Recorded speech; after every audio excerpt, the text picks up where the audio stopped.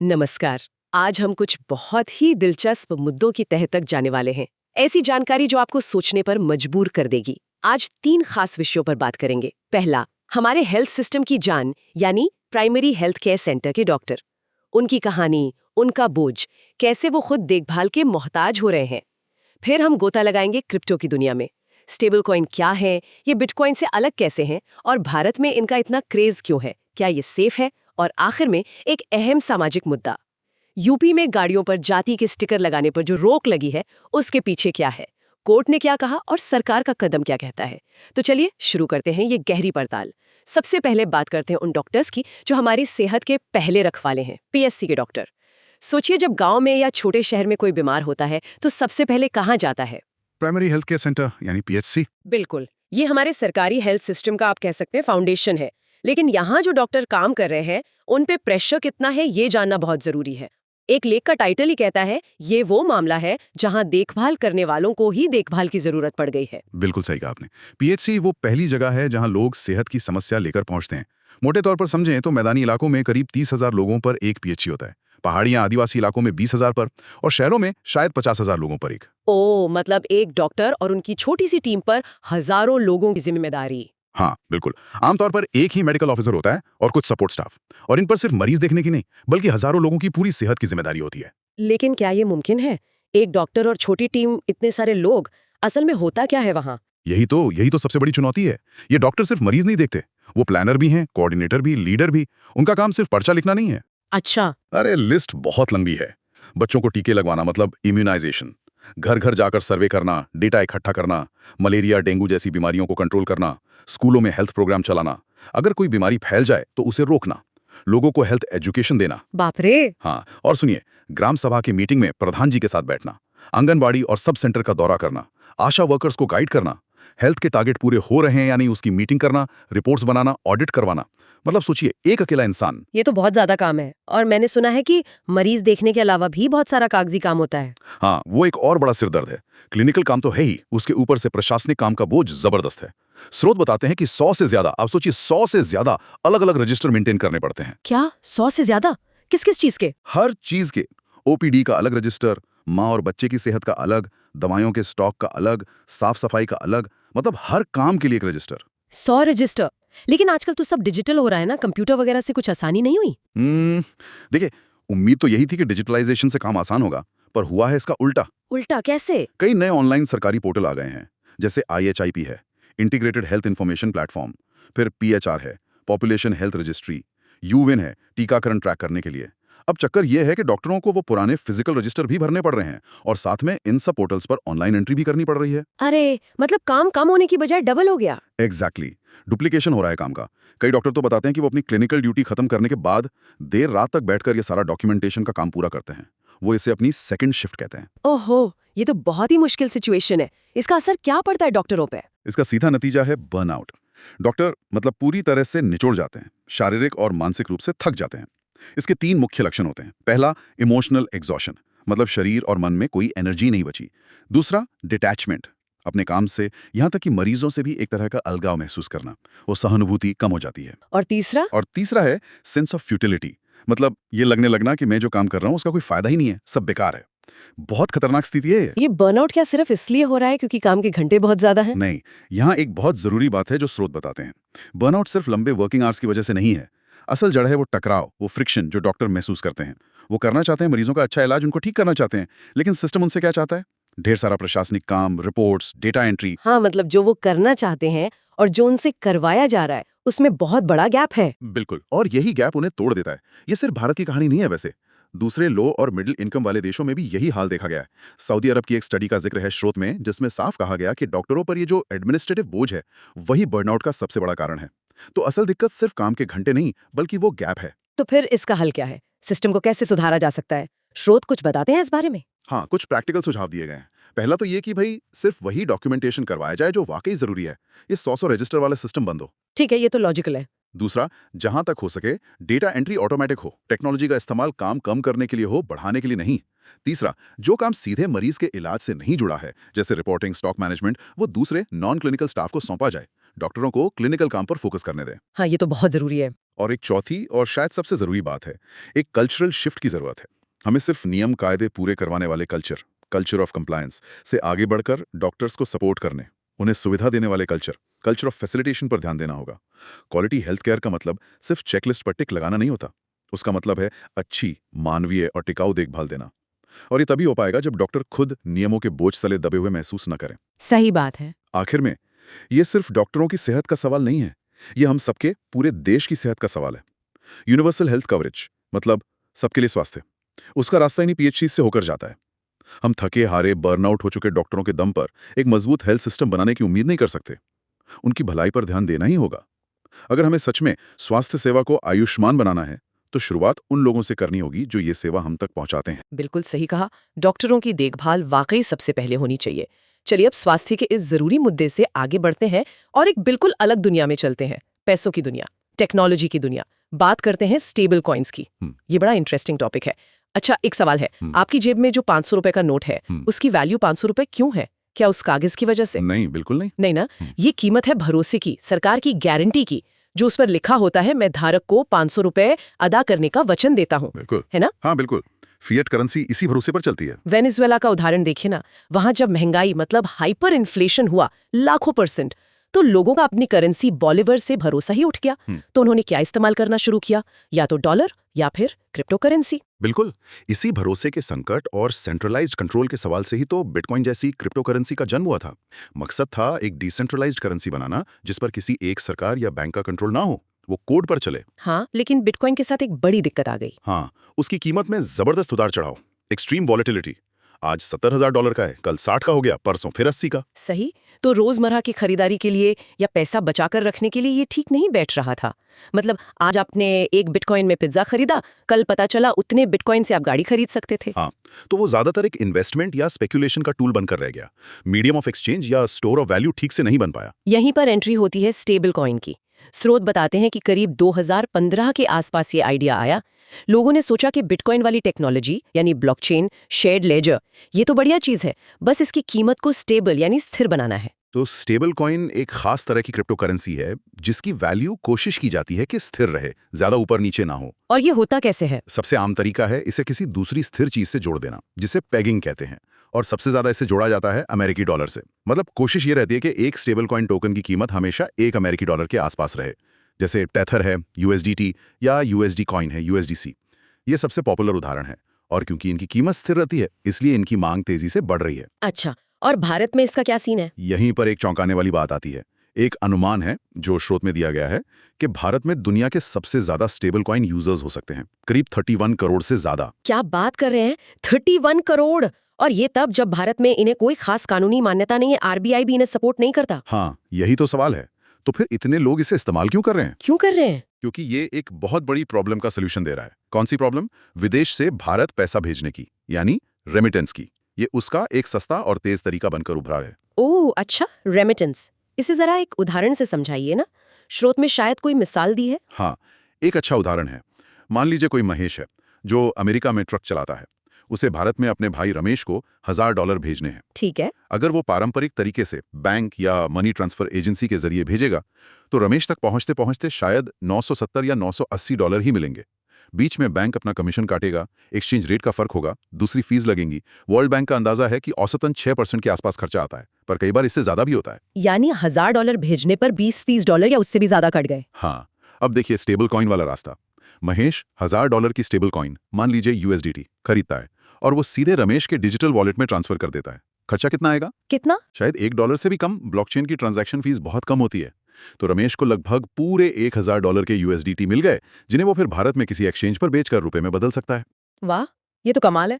$1000 भेजे और लगभग $1000 पहुंच गए। हाँ, तो फायदे साफ हैं। पहला, पैसा भेजना लगभग इंस्टेंट है, तुरंत पहुंच जाता है। बैंकों की तरह 2 से 5 दिन नहीं लगते। दूसरा, कॉस्ट बहुत कम है, खर्चा लगभग ना के बराबर। और तीसरा, ये सिस्टम 24 घंटे 7 दिन काम करता है। कोई बैंक की छुट्टी, वीकेंड का चक्कर नहीं। इसीलिए जो लोग फ्रीलांसिंग करते हैं, IT प्रोफेशनल्स हैं या जो लोग विदेश में काम कर रहे हैं, उनके बीच ये काफी पॉपुलर हो रहा है। ये तो वाकई बहुत आकर्षक लग रहा है। लेकिन क्या इसमें कोई खतरा नहीं है? सब कुछ इतना अच्छा ही है। नहीं, खतरा बिल्कुल है, और बड़ा खतरा है। Terra USD का क्रैश याद है? हाँ, सुना था। वो भी स्टेबल कॉइन था। हाँ, लेकिन वो एक अलग टाइप का स्टेबल कॉइन था। Algorithmic stable coin. उसकी कीमत को $1 पर बनाए रखने के लिए पीछे कोई असली डॉलर रिजर्व नहीं रखा गया था, बल्कि एक कंप्यूटर प्रोग्राम, एक एल्गोरिथम का इस्तेमाल होता था जो सप्लाई और डिमांड को मैनेज करके कीमत स्थिर रखने की कोशिश करता था। अच्छा, तो फिर गड़बड़ कहाँ हुई? गड़बड़ तब हुई जब किसी ने बहुत बड़ी मात्रा में टेरा बेचना शुरू कर दिया। इससे उसकी कीमत $1 से थोड़ी नीचे गिरी। अब जैसे ही कीमत गिरी, लोगों में पैनिक फैल गया, सब बेचने दौड़े।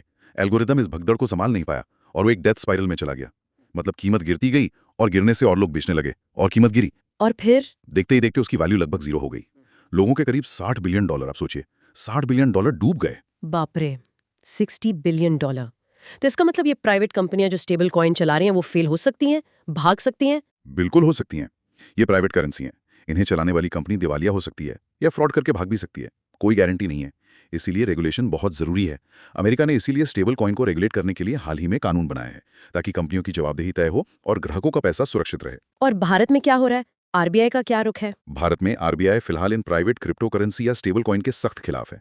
वो बार बार इनके जोखिमों को लेकर चेतावनी देता रहा है और इन्हीं जोखिमों से लोगों को बचाने के लिए और डिजिटल पेमेंट का एक सुरक्षित विकल्प देने के लिए आरबीआई ने अपनी खुद की डिजिटल करेंसी लाने का फैसला किया है, सेंट्रल बैंक डिजिटल करेंसी या सीबीडीसी, जिसे ई-रुपीस कहा जा रहा है। इसका पायलट प्रोजेक्ट भी चल रहा है। अच्छा, ये ई-रुपी क्या चीज है? ये स्टेबल कॉइन जैसा है? नहीं, ये स्टेबल कॉइन से अलग है। आसान भाषा में समझें तो जैसे आपकी जेब में ₹100 का कागज का नोट होता है ना, हाँ। ई-रुपी समझिए कि आरबीआई द्वारा जारी किया गया ₹100 का डिजिटल नोट है, जो आपके मोबाइल वॉलेट या डिजिटल अकाउंट में रहेगा। तो इसकी गारंटी कौन देगा? इसकी गारंटी खुद आरबीआई यानी भारत सरकार दे रही है। ये सॉवरेन गारंटी है। जैसे कागज के नोट की वैल्यू कभी जीरो नहीं हो सकती, वैसे ही ई-रुपी की वैल्यू भी हमेशा रुपए के बराबर रहेगी। ये कभी फेल नहीं हो सकता। आरबीआई का मकसद है कि लोगों को कैश का एक डिजिटल विकल्प मिले जो पूरी तरह सुरक्षित हो। तो फिर स्टेबल कॉइन और ई-रुपी में मुख्य अंतर क्या-क्या हुए? कुछ बड़े अंतर हैं। पहला, स्टेबल कॉइन प्राइवेट कंपनियां जारी करती हैं, जबकि ई-रुपी हमारा सेंट्रल बैंक आरबीआई जारी कर रहा है। दूसरा, स्टेबल कॉइन की कीमत अक्सर डॉलर जैसी किसी बाहरी चीज से जुड़ी होती है। ई-रुपी की कीमत रुपए के बराबर है और इस पर आरबीआई की सॉवरेन गारंटी है। तीसरा, ई-रुपी लीगल टेंडर होगा, मतलब कानूनी तौर पर लेन देन के लिए मान्य होगा, जैसे हमारा कैश होता है। स्टेबल कॉइन की कानूनी मान्यता देश और कंपनी पर निर्भर करती है। और इस्तेमाल के लिहाज से? हाँ, स्टेबल कॉइन का इस्तेमाल अभी ग्लोबल रेमिटेंस और क्रिप्टो ट्रेडिंग में ज्यादा हो रहा है। ई-रुपी का फोकस मुख्य रूप से देश के अंदर रिटेल और होलसेल पेमेंट पर होगा। और एक टेक्निकल फर्क यह है कि स्टेबल कॉइन अक्सर डिसेंट्रलाइज्ड ब्लॉकचेन टेक्नोलॉजी पर आधारित होते हैं, जबकि ई-रुपी सेंट्रलाइज्ड होगा, यानी उसका पूरा कंट्रोल आरबीआई के पास रहेगा। समझ गया। तो अब भारत को स्टेबल कॉइन को लेकर क्या करना चाहिए? क्या इन्हें पूरी तरह बैन कर देना चाहिए या रेगुलेट करना चाहिए? स्रोत यही इशारा करते हैं कि पूरी तरह बैन करना शायद मुश्किल हो, क्योंकि लोग इसे इस्तेमाल कर रहे हैं। जरूरत है साफ साफ नियम कानून बनाने की। सरकार को यह तय करना होगा कि ये लीगल हैं या नहीं। अगर लीगल हैं तो इन्हें कौन जारी कर सकता है, उनके लिए क्या शर्तें होंगी, अगर कोई कंपनी फेल होती है तो ग्राहकों के पैसे की सुरक्षा कैसे होगी, इन सब पर नियम बनाने होंगे। आरबीआई शायद इन स्टेबल कॉइन्स जारी करने वाली कंपनियों को लाइसेंस देने, उनके अकाउंट्स का ऑडिट करने और ये जांचने पर विचार कर सकता है कि क्या उनके पास वाकई उतने डॉलर रिजर्व हैं जितना वो दावा करते हैं। मतलब रेगुलेशन जरूरी है। हाँ, रेगुलेशन तो बहुत जरूरी लगता है ताकि टेरा जैसा कोई और बड़ा हादसा ना हो। चलिए, अब इस डिजिटल दुनिया से निकलकर हम अपने समाज की एक बहुत ही जटिल और संवेदनशील सच्चाई पर आते हैं। हमारा तीसरा और आखिरी मुद्दा ये जुड़ा है उत्तर प्रदेश सरकार के उस फैसले से जिसमें सार्वजनिक जगहों पर, खासकर गाड़ियों पर, जाति के सिंबल या स्टिकर लगाने पर रोक लगाई गई है। ये इलाहाबाद हाई कोर्ट के एक आदेश के बाद हुआ है। यहाँ एक बहुत बुनियादी सवाल उठता है, क्या जाति सिर्फ एक पहचान है, आइडेंटिटी है, या फिर कुछ लोग इसे एक हथियार की तरह दूसरों को नीचा दिखाने या धौंस जमाने के लिए भी इस्तेमाल करते हैं? ये बहुत ही पेचीदा सवाल है और मामला शुरू हुआ 16 सितंबर 2025 को इलाहाबाद हाईकोर्ट के जस्टिस विनोद दिवाकर के एक फैसले से। केस का नाम था प्रवीण छेत्री बनाम स्टेट ऑफ यूपी। कोर्ट ने अपने फैसले में बहुत सख्त भाषा का इस्तेमाल किया। उन्होंने इस बात पर नाराजगी जताई कि आज भी पुलिस जब किसी को गिरफ्तार करती है या कोई रिकॉर्ड बनाती है तो उसमें व्यक्ति की जाति पूछकर लिखती है, जबकि आजकल पहचान के लिए आधार कार्ड है, मोबाइल नंबर है, बायोमेट्रिक्स हैं, इतने सारे आधुनिक तरीके मौजूद हैं। हाँ, ये तो है। जस्टिस दिवाकर ने दो बहुत महत्वपूर्ण शब्द इस्तेमाल किए, कास्ट ग्लोरिफिकेशन यानी अपनी जाति का जरूरत से ज्यादा महिमा मंडन करना, और कास्ट नार्सिसिज्म। नार्सिसिज्म, ये क्या होता है? मैंने पहले भी ये शब्द सुना है। नार्सिसिज्म का मतलब होता है आत्ममुग्धता, मतलब खुद से इतना ज्यादा प्यार करना, खुद को इतना श्रेष्ठ समझना कि बाकी सब लोग या चीजें बेकार लगे। तो कास्ट नार्सिसिज्म का मतलब हुआ अपनी जाति को लेकर ऐसा अंधा घमंड पाल लेना कि बस मेरी जाति ही सबसे अच्छी है, बाकी सब हमसे नीचे हैं। अच्छा। जज साहब ने कहा कि ये जो लोग अपनी गाड़ियों पर बड़े बड़े स्टिकर लगाकर घूमते हैं, जाट, यादव, गुर्जर, ब्राह्मण, बनिया, ठाकुर, राजपूत वगैरह वगैरह, ये इसी कास्ट नार्सिसिज्म का प्रदर्शन है। ये एक झूठा गर्व है, फॉल्स कास्ट प्राइड, जैसे कि किसी खास जाति में पैदा हो जाना ही उनकी जिंदगी की सबसे बड़ी उपलब्धि हो। काफी सख्त टिप्पणी है ये तो इस फैसले के बाद यूपी सरकार ने क्या एक्शन लिया? इस फैसले के बाद यूपी सरकार ने काफी तेजी दिखाई और कई निर्देश जारी किए। मोटे तौर पर 10 पॉइंट्स थे। मुख्य बातें ये थी, पहला, जाति के नाम पर होने वाली रैलियों पर बैन लगा दिया गया। जैसे पहले होती थी निषाद एकता रैली, यादव एकता रैली। कहा गया कि इनसे पब्लिक ऑर्डर बिगड़ता है। ठीक है। और स्टिकर्स का? दूसरा, गाड़ियों पर जाति वाले स्टिकर लगाना अब मोटर व्हीकल एक्ट के तहत गैर कानूनी माना जाएगा और चालान कटेगा। तीसरा, पुलिस रिकॉर्ड से जाति का कॉलम हटाने को कहा गया है, सिवाय उन मामलों के जहां कानूनन जरूरी हो, जैसे SC/ST एक्ट के केस। और भी कुछ? हाँ, शहरों में जातियों के नाम पर मोहल्ले या कॉलोनी का नाम रखने पर रोक, जैसे ठाकुरगंज, यादव नगर वगैरह। सोशल मीडिया पर भी नजर रखने को कहा गया है कि कोई जाति के नाम पर नफरत ना फैलाए। पुलिस का जो CCTNS पोर्टल है, उससे भी जाति का कॉलम हटाने के निर्देश हैं। पहचान के लिए सिर्फ व्यक्ति का नाम और उसके माता पिता दोनों का नाम दर्ज करने को कहा गया है। तो इन सब का मकसद क्या है? मूल मकसद यही लगता है कि पब्लिक स्पेस में, सार्वजनिक जीवन में लोगों की सिर्फ एक पहचान दिखे, और वो है भारतीय। जाति वाली पहचान को निजी रखने पर जोर है। अगर हम अपने संविधान के नजरिए से देखें तो क्या ये कदम सही लगते हैं? क्या ये हमारे संविधान की मूल भावना के साथ है? हाँ, अगर संविधान की कसौटी पर देखें तो ये आदेश कई संवैधानिक मूल्यों का समर्थन करता हुआ दिखता है। जैसे अनुच्छेद 15 कहता है कि धर्म, जाति, लिंग आदि के आधार पर कोई भेदभाव नहीं होगा। सार्वजनिक जगहों पर जाति के प्रतीक लगाना कहीं ना कहीं भेदभाव को बढ़ावा दे सकता है, ऊंच नीच का भाव पैदा कर सकता है। तो ये आदेश उस पर रोक लगाकर अनुच्छेद 15 का समर्थन करता है। और अनुच्छेद 17 छुआछूत को खत्म करने की बात करता है। हालांकि स्टिकर लगाना सीधे तौर पर छुआछूत नहीं है, लेकिन जाति का सार्वजनिक प्रदर्शन कम होने से ये अप्रत्यक्ष रूप से उस मानसिकता को कमजोर करने में मदद कर सकता है जो छुआछूत को जन्म देती है। अनुच्छेद 14 कानून के सामने बराबरी की बात करता है। जाति के प्रतीक अक्सर सामाजिक हिरार्की यानी ऊंच नीच दिखाते हैं, जो समानता के सिद्धांत के खिलाफ है। ये आदेश उसे रोकने की कोशिश करता है। हाँ, ये तो ठीक है। और अनुच्छेद 51A में हमारे मौलिक कर्तव्य बताए गए हैं, जिनमें से एक है भाईचारे को बढ़ावा देना। जाति के नाम पर गर्व या नफरत फैलाना भाईचारे को तोड़ता है, समाज को बांटता है। तो ये आदेश उस कर्तव्य के भी अनुरूप लगता है। लेकिन एक सवाल और है, हमारे संविधान में अनुच्छेद 19 के तहत हमें अभिव्यक्ति की स्वतंत्रता यानी फ्रीडम ऑफ एक्सप्रेशन भी तो मिला है। हाँ, बिल्कुल। तो क्या अपनी जाति बताना या उसका कोई प्रतीक इस्तेमाल करना इस स्वतंत्रता के दायरे में नहीं आता? क्या ये अपनी पहचान बताने का एक तरीका नहीं हो सकता? सरकार कह रही है कि इससे पब्लिक ऑर्डर यानी कानून व्यवस्था बिगड़ती है, पर क्या वाकई गाड़ी पर एक स्टिकर लगाने भर से दंगे हो जाते हैं? ऐसा तो आमतौर पर नहीं होता। सही सवाल है। यहीं पर एक बहस खड़ी होती है कि ये अपनी पहचान जताना या आइडेंटिटी एसोसिएशन है, या फिर भेदभाव फैलाना, डिस्क्रिमिनेशन और दूसरों पर धौंस जमाना। लाइन कहाँ खींची जाए? हाँ, ये लाइन खींचना ही मुश्किल है। बिल्कुल। और यहाँ एक और परत है जो मामले को और जटिल बनाती है। आपने समाजशास्त्री MN श्रीनिवास का नाम सुना होगा। हाँ, संस्कृतिकरण वाला सिद्धांत दिया था उन्होंने। हाँ, बिल्कुल, संस्कृतिकरण। उन्होंने कहा था कि जो वर्ग समाज में हाशिए पे धकेल दिए गए हैं, वो समाज में ऊपर उठने और सम्मान पाने के लिए अक्सर तथाकथित ऊंची जातियों के रीति रिवाज, पहनावे वगैरह की नकल करते हैं। लेकिन पिछले 30-40 सालों में, खासकर मंडल कमीशन के बाद, एक उल्टा ट्रेंड भी देखने को मिला है। वो क्या? वो ये कि अब हाशिए पर रखे गए वर्ग भी, दलित और पिछड़े वर्ग भी, अपनी जातीय पहचान को छिपाने के बजाय गर्व के साथ सामने रख रहे हैं। वो अपनी पहचान को असर्ट कर रहे हैं। स्रोत में यूपी के चंद्रशेखर आजाद का उदाहरण दिया गया है। वो हाशिए के वर्ग से आते हैं। जब उन्होंने अपनी जातिगत पहचान को खुलकर दिखाया तो कहा जाता है कि इससे तथाकथित ऊंची जातियों के कुछ लोगों को आपत्ति हुई, जिससे टकराव हुआ और बदले में उन्हें अपने समुदाय का और ज्यादा समर्थन मिला। तो क्या इसका मतलब यह है कि जब हाशिए का वर्ग अपनी जाति दिखाता है और जब तथाकथित ऊंची जाति का व्यक्ति दिखाता है तो दोनों को एक ही तराजू में नहीं तौलना चाहिए? स्रोत में लेखक का एक नजरिया यही उभरता है।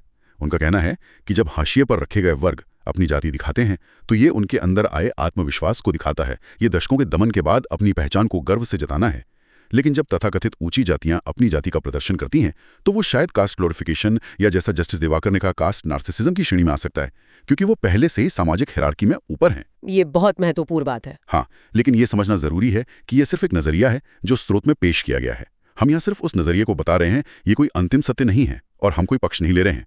मुद्दा बहुत जटिल है। बिल्कुल। और स्रोत में कुछ और जरूरी सवाल भी उठाए गए हैं, जैसे क्या सिर्फ इन बाहरी प्रतीकों को, स्टिकर्स को हटाने से जमीन पर जो जातिवाद की कड़वी सच्चाई है वो बदल जाएगी? सही सवाल है। आंकड़े तो कुछ और ही कहानी कहते हैं। आज भी हमारी जेलों में बंद लगभग 66% कैदी SC, ST, OBC समुदाय से हैं। जमीन का मालिकाना हक देखें या अच्छी सरकारी नौकरियों में हिस्सेदारी देखें तो वहां आज भी ऊंची जातियों का दबदबा ज्यादा दिखाई देता है। हाँ, और लेखक एक और बात कहते हैं कि ठीक है, जाति ने देश को बहुत बांटा है, इसमें कोई शक नहीं, लेकिन इसने हाशिए के वर्गों को एक पहचान भी दी है जिसके आधार पर वो एकजुट हुए और अपने हकों के लिए लड़े। जाति आधारित राजनीतिक पार्टियां जो बनी वो इसी का नतीजा है। उन्होंने दबे कुचले लोगों को आवाज दी। हाँ, ये भी एक पहलू है। वो गांधी और अंबेडकर के बीच जाति को लेकर जो बहस थी वो भी याद आती है। बिल्कुल, गांधी जी जाति को श्रम विभाजन के एक बिगड़े हुए रूप की तरह देखते थे और उसमें सुधार चाहते थे, जबकि डॉक्टर अंबेडकर जाति व्यवस्था को पूरी तरह से खत्म करने के पक्ष में थे। उनका वो सवाल आज भी झंझोड़ता है कि ये कैसा समाज है जहां लोग गाय का गोबर छूने को तैयार हैं, पर एक इंसान को सिर्फ उसकी जाति की वजह से छूने से कतराते हैं। तो आखिर में हम यूपी सरकार के इस फैसले को किस तरह देखें? क्या ये सही दिशा में एक कदम है? देखिए, जहां तक इरादे की बात है, इस फैसले का सांकेतिक इरादा, सिंबॉलिक इंटेंट, अच्छा लगता है कि सार्वजनिक जीवन में जाति की पहचान हावी न हो, सिर्फ भारतीय पहचान दिखे। ये सराहनीय है, लेकिन इसे लागू करने में चुनौतियां बहुत ज्यादा हैं। पहली बात तो व्यावहारिकता की है। सोशल मीडिया पर कौन नजर रखेगा और कैसे? लाखों गाड़ियों पर लगे स्टिकर हटाना, उनके चालान काटना, ये कितना प्रैक्टिकल है? हाँ, ये तो मुश्किल लगता है। दूसरी चुनौती है अस्पष्टता, एम्बिलिटी। जाति आधारित रैली की परिभाषा क्या होगी? क्या अगर किसी जाति के लोग अपने आर्थिक या शैक्षिक अधिकारों के लिए शांतिपूर्ण ढंग से इकट्ठा होते हैं तो वो भी बैन होगी? इस पर क्लैरिटी नहीं है। और सबसे बड़ी बात, जैसा आपने भी कहा, सिर्फ प्रतीकों पर रोक लगाने से वो गहरी जड़ें जमा चुका जातिवाद खत्म नहीं होने वाला जो हमारे समाज में रचा बसा है। उसके लिए तो बहुत गहरे और लगातार चलने वाले बदलावों की जरूरत है। जैसे कि पुलिस सिस्टम में सुधार ताकि जाति के आधार पर भेदभाव ना हो, हमारी शिक्षा के पाठ्यक्रम में बदलाव ताकि बच्चों को बचपन से ही समानता और भाईचारे की सीख मिले, पिछड़े और दलित वर्गों का आर्थिक सशक्तिकरण ताकि वो सामाजिक रूप से भी मजबूत हों, और सबसे जरूरी, पूरे देश में सोच बदलने के लिए, मानसिकता बदलने के लिए एक बड़ा सामाजिक अभियान। ये सिर्फ कानून बनाने से नहीं होगा। बिल्कुल सही। ये लड़ाई बहुत लंबी और गहरी है। तो आज हमने 3 बहुत ही अलग अलग पर अपने अपने तरीके से बेहद जरूरी मुद्दों पर एक गहरी नजर डाली। पहले हमने समझा कि कैसे हमारे प्राइमरी हेल्थ केयर सेंटर्स के डॉक्टर्स जबरदस्त बोझ तले दबे हैं और बर्नआउट का शिकार हो रहे हैं। फिर हमने स्टेबल कॉइन की तेजी से बढ़ती दुनिया को देखा, उसके फायदे क्या है, रेमिटेंस में कैसे मदद कर रहा है, लेकिन साथ ही टेरा जैसे क्रैश के जोखिम क्या है और ई-रूपी उसका क्या जवाब हो सकता है। और आखिर में हमने यूपी में जाति प्रतीकों पर लगे बैन के फैसले को खंगाला, उसके पीछे का कोर्ट का आदेश, सरकार के कदम, संवैधानिक पहलू और वो जटिल सवाल कि ये पहचान का मसला है या भेदभाव का। हाँ, और इन सभी चर्चाओं से एक बात तो साफ तौर पर उभर कर आती है कि हमें सिर्फ खबरों की सतह पर नहीं तैरना चाहिए। किसी भी मुद्दे को सही मायने में समझने के लिए उसके पीछे काम कर रहे सिस्टम को, टेक्नोलॉजी को या समाज की अंदरूनी परतों को, उसकी जटिलताओं को समझना बहुत जरूरी है। बिल्कुल। और जाते जाते हम एक सवाल सोचने के लिए छोड़ जाते हैं, जैसे हमने देखा कि जाति की जड़ें समाज में कितनी गहरी हैं या डॉक्टरों पर सिस्टम का बोझ कितना भारी है। तो क्या ऐसे में सिर्फ ऊपर से कानून या नियम बना देने से जमीनी हकीकत तब तक बदल सकती है जब तक कि हमारी बुनियादी सोच, हमारी मानसिकता और सिस्टम की अंदरूनी खामियों को जड़ से ठीक न किया जाए? सोचिएगा जरूर। उम्मीद है आपको आज की ये बातचीत जानकारी भरी और दिलचस्प लगी होगी। अपनी जानने की इच्छा को, अपनी जिज्ञासा को हमेशा जगाए रखें। नमस्कार।